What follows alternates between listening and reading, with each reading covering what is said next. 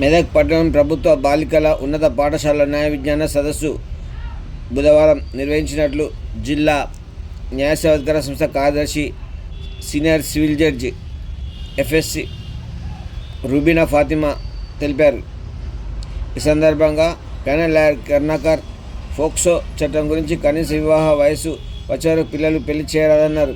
పిల్లల చదువు, ఆరోగ్యం మరియు వారి యొక్క భవిష్యత్తు గురించి, పర్యావరణం అసమతుల్యం జరిగే ప్రమాదాలు ఉన్నాయని, కాలుష్యం, చెట్లు నరకడం వల్ల వచ్చే పరిణామాల గురించి చర్చించడం జరిగింది. ఇక పాఠశాల అడ్మినిస్ట్రేటర్స్ హసీనా బేగం, విద్యార్థినులు తదితరులు పాల్గొన్నారు. తెలంగాణ రాష్ట్ర న్యాయ సేవాధికార సంస్థ ఆదేశాల మేరకు జిల్లా ప్రధాన న్యాయమూర్తి, జిల్లా న్యాయ సేవాధికార సంస్థ చైర్మన్ నీలిమ సూచనల మేరకు సీనియర్ సివిల్ జడ్జి ఎఫ్ఎస్సి జిల్లా న్యాయ సేవాధికార సంస్థ కార్యదర్శి రూబీనా ఫాతిమా సూచనల మేరకు జిల్లా న్యాయ సేవాధికార సంస్థ మెదక్ ప్యానెల్ లాయర్ కర్ణాకర్ బుధవారం నాడు ముక్త్ భారత్, బాల వివాహ్ ముక్త్ భారత్ మరియు environment legal literacy community protection సందర్భంగా మెదక్ ప్రభుత్వ బాలికల ఉన్నత పాఠశాలలో న్యాయ విజ్ఞాన సదస్సు నిర్వహించినట్లు తెలిపారు.